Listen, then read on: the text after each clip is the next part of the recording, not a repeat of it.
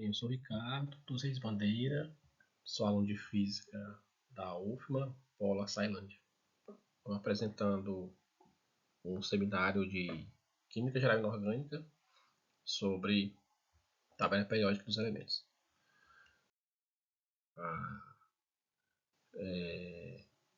Alguns elementos eles já tinham sido descobertos, né? Já se conhecia alguns dos elementos, principalmente metais, né? Desde a antiguidade, né? Tá? Como por exemplo ouro, prata, né? Estanho, cobre, chumbo, mercúrio, entre outros, né? Falando cientificamente, né? Utilizando métodos, datando e registrando, né? A primeira descoberta científica de um elemento ocorreu em 1669, né? Que quando se descobriu o fósforo. Tá? Viu-se a necessidade de estar classificando esses elementos. Tá? E a primeira classificação veio de Lavoisier, né? Que tentou classificar os elementos entre metais e não metais. Bom, isso possibilitou a antecipação das propriedades de outros elementos, determinando assim se seriam ou não metálicos. Né? Então, com essa classificação, conseguiu determinar alguns elementos por antecipação, né? Que nem se descobertos ainda. Né? Então, se eles seriam metais ou não. Tá? E aí, a partir com o avanço, né, de pesquisas, né, foi se fazendo, tendo algumas tentativas de se classificar os elementos, tá? E até chegar na classificação de Mendeleev, né, em 1869, tá? Que tentou classificar os elementos a partir da massa atômica, né? Certo? Então, ele escreveu um livro de química inorgânica e organizou os elementos na forma da tabela periódica atual. Né? A diferença é que na atualidade se utiliza número atômico em vez de massa atômica, mas essa foi a primeira tentativa que foi mais organizada, né, de classificar os elementos. Tá? Então aqui é um exemplo mostra nessa figura como seria a tabela periódica, né, de Mendeleev. Então ele conseguiu organizar vários elementos, né? Então a gente consegue perceber, por exemplo, né, que aqui nessa primeira coluna, ó, ele acertou aqui alguns elementos, né? Tá? O sódio ficou realmente na segunda coluna, né? Certo? O hidrogênio está errado aqui. Tá?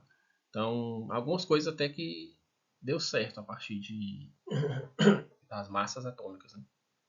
Ok? E aí veio uma operação que se utiliza até hoje, que é a de Moseley, tá? Moseley, de 1913, que ele conta também a partir do avanço da tecnologia, né? Então veja, né? Quase 50 anos, né? Mais de 40 anos, né? De diferença de um para o outro, né? De uma tabela periódica para outra, né? Então, nesse tempo teve o avanço da tecnologia, né? Avanço de estudos, tá? E aí descobriu-se que o número de prótons no núcleo de um determinado átomo era sempre o mesmo. Então, por exemplo, né? O átomo de oxigênio vai ter sempre 8 prótons no seu núcleo, né? Certo? Átomos de hidrogênio vai ser sempre 1, né? Então, com isso conseguiu-se determinar, diferenciar elementos de outros, né? Tá? E aí Moseley usou essa ideia para o número atômico de cada átomo. Quando os átomos foram arranjados de acordo com o número atômico, aumenta o número atômico, os problemas existentes na tabela de Mendeleev desapareceram. Então ele conseguiu organizar de uma forma melhor, né? Certo? A partir do número atômico, né? Que seria a mesma coisa do número de prótons, tá bom? Então, falando da classificação dos elementos, então, de acordo com algumas propriedades, podemos classificar os elementos químicos, né? Em metais, não metais e gases nobres, né? Os metais são bons condutores, velocidade e calor, né? São sólidos nas condições ambientes, com exceção do mercúrio, maleáveis e dúcteis, né? Os não metais são maus condutores de calor e de eletricidade, né? Exceção do carbono, na forma de grafite, que é um bom condutor elétrico. São sólidos líquidos ou gasosos nas condições ambientes. Aí tem os semimetais ou metalóides, que são elementos que apresentam propriedades intermediárias, né, entre os metais e ametais, certo? Por isso, ao se combinarem com outros elementos, podem se comportar como metais ou ametais, né? Então, aqui um exemplo de semimetais, né? Certo? Boro, silício, germânio, né? Geralmente são utilizados, por exemplo, em circuitos integrados, né? Tá? Por ter essas características, né? De semimetais, né? Então são elementos que têm sido bem estudados, né? Principalmente na área da ciência dos materiais, né? Ok? Então eles são sólidos à temperatura ambiente e o mais utilizado é o silício, empregado na construção de semicondutores, né? E também os gases nobres que apresentam reatividade muito pequena, sendo considerado até pouco tempo inertes, né? Tem-se algumas moléculas, né? Dependendo da condições de temperatura e pressão, que dá para fazer, né? Ligações de xenônio, né? E etc, né? Outros gases nobres também, mas normalmente vão eles vão ser inertes, né? Tá? Em condições normais. Então, entendendo a tabela periódica, certo? Então, ela mostra a semelhança entre dois ou mais elementos, né? Então, como eu disse, né? A tabela de Mendeleev, ele utilizando as massas atômicas, alguns elementos parecidos eles ficaram um pouco distantes, né? Não ficaram na mesma família, né? Certo? Então teve esses problemas, né? Com a ideia de Moseley de colocar a partir de números atômicos, né? Então conseguiu se juntar no mesmo grupo, né? Esses elementos semelhantes, né? Então, se observa as propriedades dos elementos, notamos a semelhança entre alguns elementos. Essas semelhanças se repetem em intervalos sempre relacionados ao número atômico, né? Então, a chave foi isso, foi utilizar o número atômico, né? Descobrir e também classificar esses elementos a partir do número atômico. Então, na tabela, os elementos estão arranjados horizontalmente, né, em sequência numérica, de acordo com os seus números atômicos, resultando o aparecimento de 7 linhas horizontais ou períodos. Né? O número de período corresponde ao número de níveis eletrônicos. E todos os elementos de um mesmo período têm o mesmo número de camadas. Né? Então, trouxe o exemplo aqui do ferro, ele vai ter um número atômico 26. Certo? Então, fazendo essa distribuição eletrônica em camadas, vai ter 4 camadas. Né? Certo? Então, quarto período. Então, normalmente isso vai ser uma regra. Né? Um elemento tendo o seu número, porque o número atômico é o número de prótons, que é o mesmo número de elétrons, né? Considerando o elemento estável. Certo? E esses elétrons divididos em camadas, fazendo essa divisão, você consegue encontrar o período que ele se encontra na tabela periódica, ok? Então, cada período, à exceção do primeiro, né, começa com o metal e termina com o gás nobre, né? Porque o primeiro tem o hidrogênio sozinho, né? O hidrogênio não é metal, certo? Mas ele termina com o gás nobre, seria o hélio, né? Os períodos diferem em comprimento, variando de dois elementos, né? No mais curto, que é justamente o primeiro, né? Hidrogênio e hélio, e mais longo, 32 elementos, né? O mais longo, né? Certo? Então aqui também trouxe também duas séries que estão presentes na tabela periódica, né? Que é a série dos lantanídeos, fica na sexta camada, né? Sexto período, e a série dos actinídeos, né? Que fica no sétimo período. Eles possuem 7 camadas, né? Na distribuição eletrônica desses elementos. Famílias ou grupos, então são em número de 18, sendo que cada um agrupa elementos com propriedades químicas semelhantes e apresentam a mesma configuração eletrônica na sua camada de valência, né, os últimos subníveis. Em alguns deles, os elementos estão relacionados tão intimamente em suas propriedades que são denominadas de famílias. Por exemplo, né? O grupo 2 é a família dos metais alcalinos terrosos. Então, todo mundo do grupo 2, né, vai ter propriedades parecidas, né? Certo? E que vão ficar na segunda família. Então, eles vão ter dois átomos, dois elétrons na última camada, né? Fazendo a sua distribuição eletrônica, tá? Certo? Então aqui a gente pode também classificar os elementos, né, da tabela periódica em alguns grupos, né? Então um deles é os elementos representativos ou normais, né? Que eles vão na a sua camada de valência vai terminar em subníveis S ou P, certo? Fazendo a distribuição eletrônica, tá bom? Então são elementos cuja distribuição eletrônica possuem elétron de diferenciação em subnível S ou P. O número de elétrons da camada de valência corresponde ao número da família, né? São elementos representativos, todos os elementos da família A, né? Então a gente chama de A a primeira coluna, a segunda, né? Seria um A e 2A. Aí pula para a terceira, certo? Pula os metais, né? Que ficam no centro, que a gente chama de metais de transição, certo? E aí as famílias do lado direito da tabela periódica, a gente começa a falar 3A, né? Aí 4A, 5A, 6A, 7A e a 8A, que é essa do gás nobres, ou 0, né? Certo? Então, uma característica deles é que eles vão terminar a classificação, a distribuição eletrônica vai terminar sempre em S ou P, certo? As do família 1A e 2A é em S, né? E a 3A em diante é em P, e o número de elétrons da última camada, que é a de valência, vai ser igual a, a família que ele representa, né? Então, por exemplo, elementos da 4A, vamos dizer, né?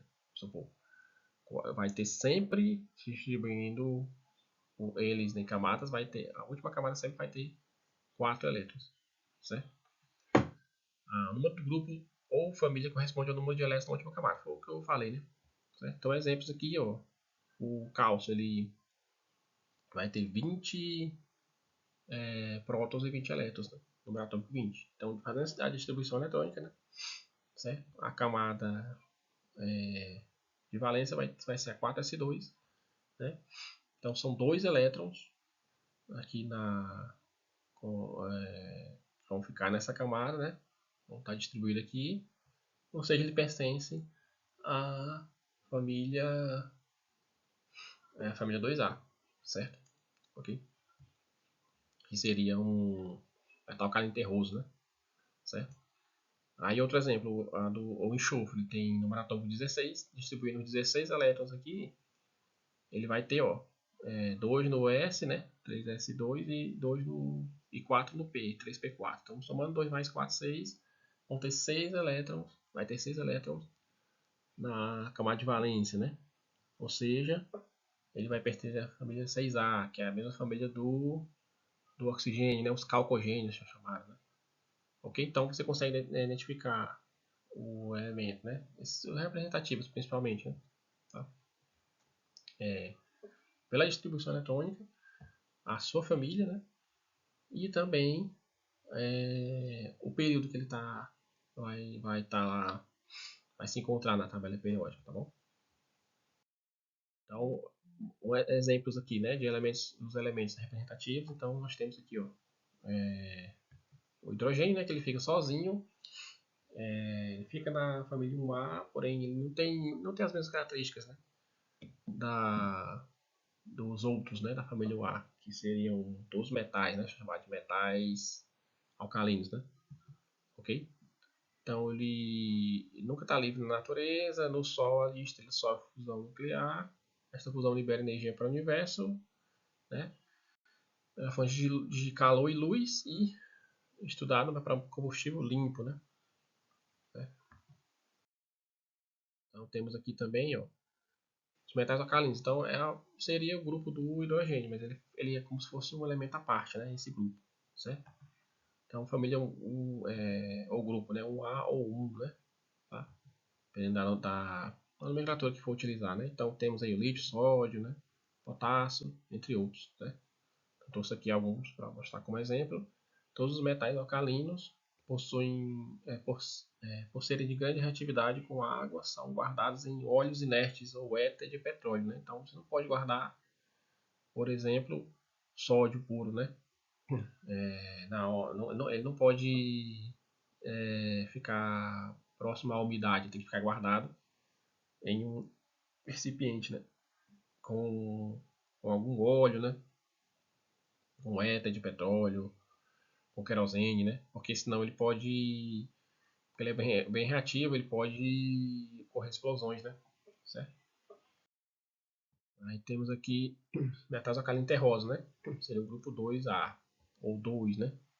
Então tem aqui o berílio, magnésio, cálcio, estronço, bário e rádio.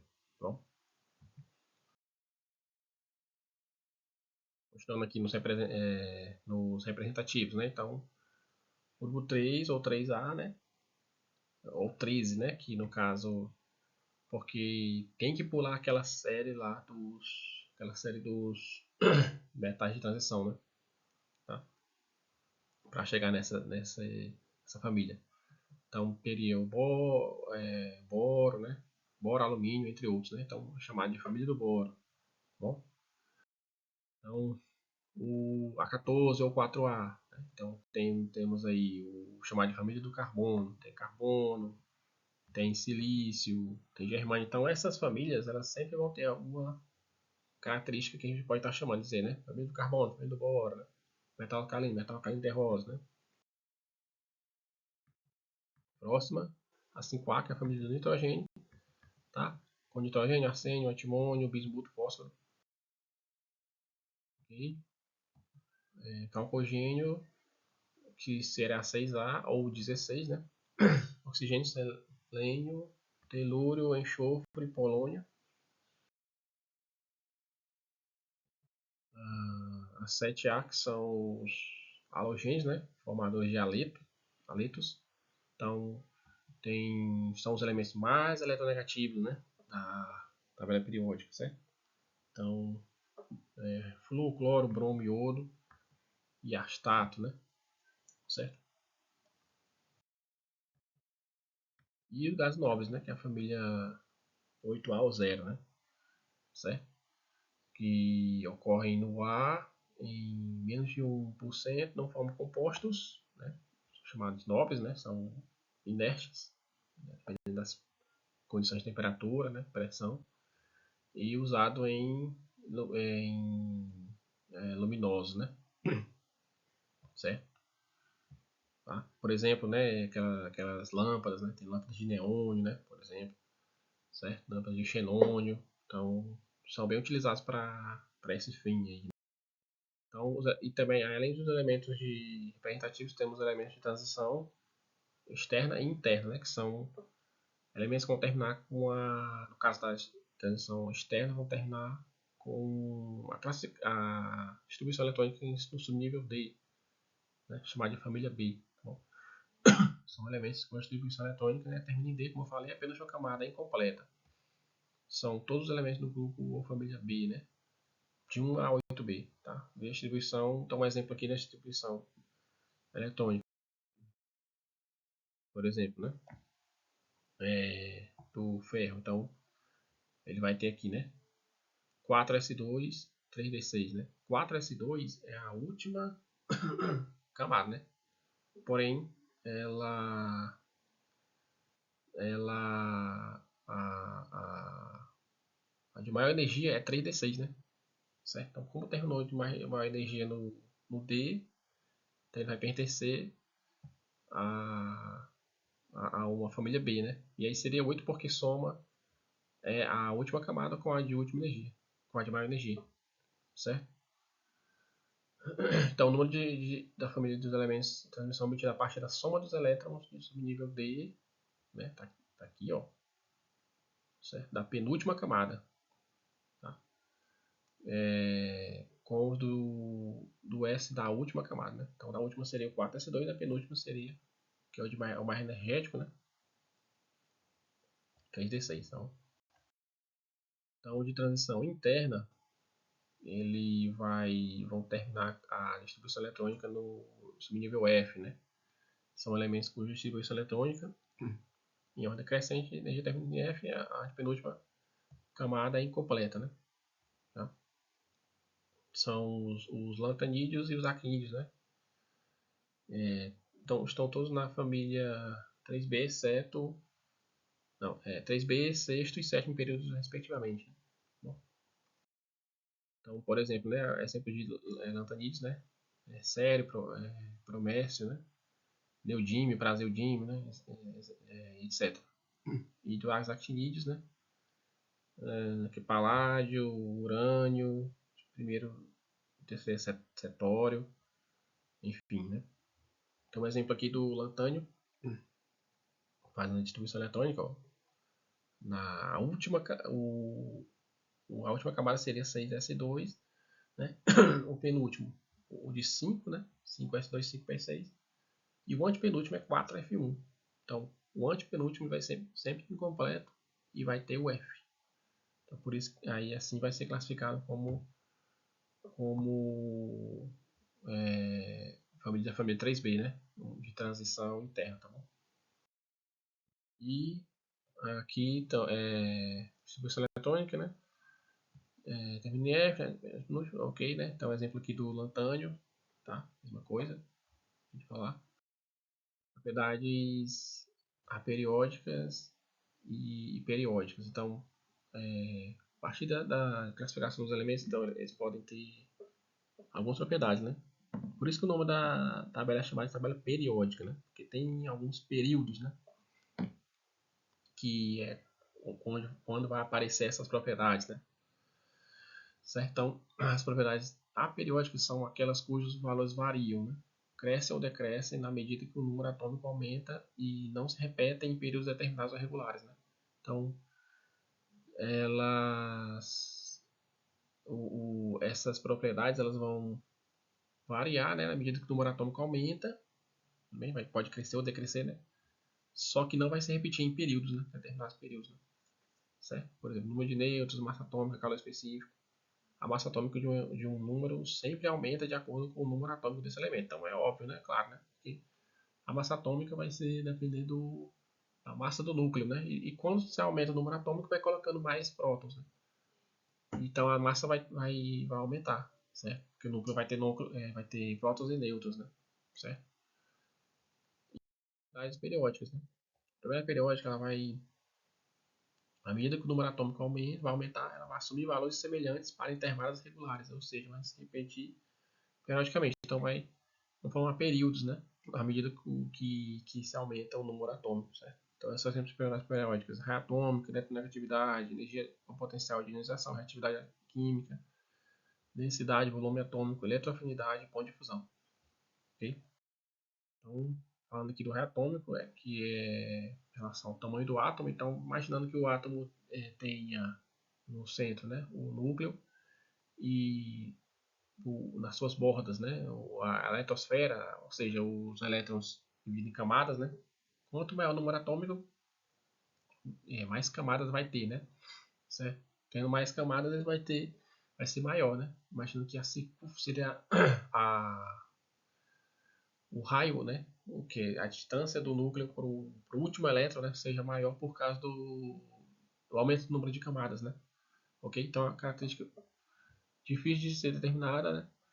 Então, basicamente usamos dois fatores, né? Que é o número de níveis, que é o que eu falei, o número de camadas, quando vai se aumentando o número de níveis, né? Então vai ser o maior tamanho. Então, por exemplo, um elemento, né, que tem um átomo que tem três camadas vai ser maior do que um que tem duas camadas, né? Distribuindo seus elétrons, né? Se os átomos comparados tiverem o mesmo número de níveis, aí então a gente vai usar vai ter que utilizar aquela questão da carga nuclear efetiva, né? Efeito da blindagem, certo? Quando eles estão no mesmo período, ok? Certo? Porque aí vai ter alguns elétrons que vão estar impedindo como se estivesse impedindo o átomo que tem carga oposta ao elétron, né, de estar puxando esse elétron. Como tem esse impedimento, ele não vai diminuir o tamanho, né? Tá ok? Certo? Então, quando tiver esse impedimento, quando não tiver esse impedimento, ele vai diminuir um pouco. Então vai ter um pouco de diferença aí de tamanho de átomos no mesmo período, né? Okay? Então, o átomo que apresentar o maior número de prótons exerce uma maior atração entre os seus elétrons, né? O que ocasiona a diminuição do seu tamanho. Então é isso, porque eles têm cargas opostas, né? Tá? Então quanto mais prótons, ele vai exercer mais atração dos elétrons que são negativos, né? Prótons positivos, né? E vai ocasionar a diminuição do seu tamanho. Né? Então aqui é um exemplo mostrando na tabela periódica como é que um exemplo genérico, né? Como funciona o raio atômico. Então ele vai crescer, né? De cima para baixo, que é fácil entender. De cima para baixo, porque de cima para baixo vai aumentando as camadas, né? Certo? Aumenta o número de períodos e aumenta o número de camadas. Né? E aqui no mesmo período vai acontecer da direita para a esquerda, ok? Certo? Por exemplo, né, átomos de sódio e rubídio, né, são da mesma família, um A, certo? Porém, o rubídio tem mais camadas, né, certo? Ele fica lá mais embaixo, né, e o sódio fica mais em cima, né? Então o rubídio vai ser maior do que o sódio, né? Isso é fácil de entender, ok? E ele se encontram em períodos diferentes, né? Tá bom? Energia de ionização, potencial de ionização. Então a energia necessária para remover um mais elétrons de um átomo isolado, né? Então seria a energia necessária para remover um elétron do átomo, né? Certo? Então, a segunda energia de ionização ela vai ser sempre maior do que a primeira, né? Certo? E assim sucessivamente. A terceira vai utilizar mais energia para remover um terceiro elétron do que de um segundo elétron e, consequentemente, de um primeiro elétron, né? Ok? Certo? Quanto maior o tamanho do átomo, menor será a primeira energia de ionização. Ora, por quê? Fácil entender, né? Porque se o átomo é maior, quer dizer que os últimos elétrons estão mais afastados do núcleo. Né? Então, esse núcleo vai ter menos atração, né? Vai ter menos força para atrair aquele átomo mais longe. Né? Então, vai ser mais fácil retirar esse elétron desse átomo, tá certo? Então, logo a primeira família, né? A família 1A, certo? A primeira energia na ativação na tabela periódica varia de modo inverso ao raio atômico. Então a primeira aqui como ela são átomos maiores, elementos maiores, vão ter menores energias de ionização, né? Certo? Então a energia de ionização vai da esquerda para a direita, de baixo para cima. Contrário do raio atômico, né? Que vai da direita para a esquerda, de cima para baixo, certo? E claro, com algumas exceções, né? Afinidade eletrônica ou eletroafinidade. Então, é a energia liberada quando o átomo isolado no estado gasoso captura um elétron. Então, aqui ele vai captar um elétron de outro átomo. Né? Tá? Energia de ionização era um elétron do seu átomo. Né? E aqui um elétron um elétron do próprio átomo e aqui já é um elétron de outro átomo. Certo? Então, quanto menor o tamanho do átomo, maior será a sua energia, sua afinidade eletrônica. Né? Então, é parecido com o gráfico anterior. Note também que aqui a gente exclui os gases nobres, né? Seriam essa tabela aqui, né? Eles ficariam nessa camada, família aqui, né? Okay? Nessa coluna. Porque eles são inertes, né? Eles reagem menos, né? Então a gente não compara eles, né? Para essa comparação, ok? Tá? Aí temos também a eletronegatividade, que é a força de atração exercida sobre os elétrons de uma ligação Então aqui os elétrons estão ligados, né? Certo? Então, como se fosse uma molécula, né? E aí a energia que um átomo, a força, né, de atração que ele tem sobre o átomo de outra, do outro átomo, mas da mesma molécula, né? Ok? Porque está formando uma ligação, certo? Então a tendência que o átomo possui de atrair elétrons, que é parecido também com o gráfico anterior, ok? Então quanto mais para a direita e mais para cima o elemento for, mais eletronegatividade ele vai ter, né? E a eletronegatividade é importante para a gente entender diferenciar ligações, né? Tipo de ligações, ligação iônica, ligação covalente, né? Tá ok? Polaridade de algumas moléculas, né? Etc. Então tem a eletropositividade, ou caráter metálico, né? Então vai ser o contrário da eletronegatividade, né? A capacidade de um átomo perder elétrons. Então a anterior é de o átomo ganhar elétrons, né? Em uma ligação, certo? E aqui é a capacidade de perder elétrons. Então, o que acontece muito na ligação iônica, né? Um átomo perde, outro átomo ganha, né? Certo? Então, seria o contrário, uma tabela contrária, o gráfico, né? Pode representar o contrário daqui da característica anterior que vimos, né? E também tem a reatividade química, que está associada a sua maior ou menor facilidade de ganhar ou perder elétrons, né? Os elementos mais reativos serão tanto os metais, porque são os que perdem elétrons com maior facilidade, ou seja, mais eletropositivos, né? Quanto os ametais, que ganham elétrons com maior facilidade, que são os eletronegativos, né? Então, entre os metais, o mais reativo é o frâncio, que ele é o mais eletropositivo, né? E entre os ametais, o mais reativo é o flúor, que é o mais eletronegativo, né? O elemento mais eletronegativo, tá? Da tabela periódica, ok? Então, mostrando aqui um exemplo, né? Da reatividade, tá? Então, tendendo aqui mais para cima e para a direita, né? Certo? Próximo ali do flúor, né? Então, maior tendência de receber elétrons e para a esquerda e para baixo, mais próximo ali do frâncio, né? De uma tendência de perder elétrons, tá? Então aqui mostrando algumas referências, né, desse trabalho. E é isso, muito obrigado.